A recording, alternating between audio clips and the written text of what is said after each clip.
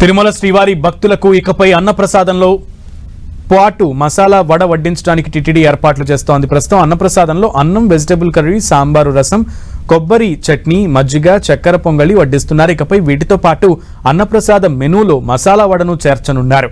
ప్రయోగాత్మకంగా సోమవారం అన్నప్రసాదంతో పాటు 5,000 మంది భక్తులకు మసాలా వడ తయారు చేసి వడ్డించారు. రథసప్తమి రోజు నుంచి పూర్తి స్థాయిలో భక్తులందరికీ అన్నప్రసాదంతో పాటు వడ వడ్డించనున్నారు.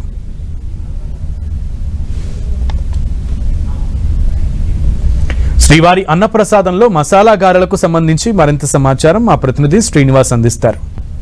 వారి భక్తులకు తిరుమల తిరుపతి దేవస్థానం శుభవార్త చెప్పింది. అన్నప్రసాదంలో భోజనం తినే భక్తులందరికీ కూడా మసాలా వడను సరఫరా చేయాలని నిర్ణయం తీసుకుంది. అంటే ఇప్పటి వరకు కూడా ప్రాథమికంగా నిన్నటి రోజున దాదాపుగా 5,000 వడలను తయారు చేసి ట్రయల్ రన్ బేస్లో నిన్న అన్నప్రసాదం భవనంలో భక్తులకు అందరికీ పంపిణీ చేశారు.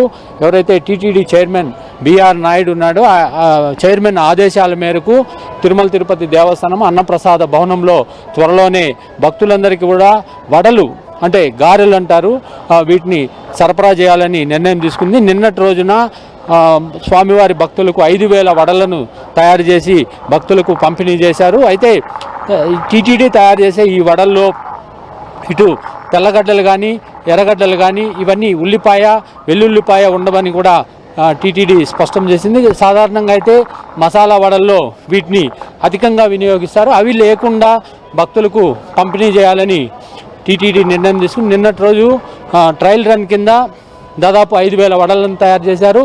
త్వరలోనే రథసప్తమి రోజు నుంచి కూడా పూర్తి స్థాయిలో భక్తులందరికీ కూడా మసాలా వడలు ఇక్కడ ఎవరైతే భోంచేస్తారో ఆ భక్తులందరికీ కూడా ఒక్కొక్క మసాలా వడ చొప్పున అందించాలని టీటీడీ నిర్ణయం తీసుకుందని చెప్పుకోవచ్చు.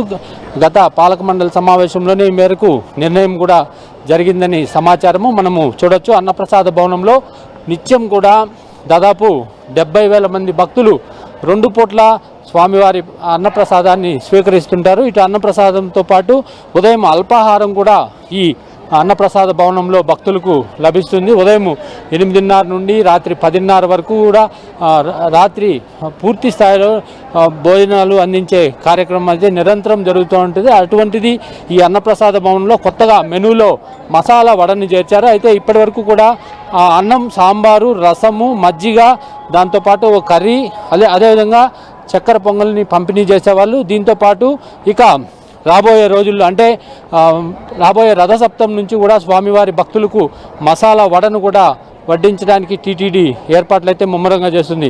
కెమెరామ్యాన్ బాలుతో శ్రీనివాస్, 10 టీవీ, తిరుమల.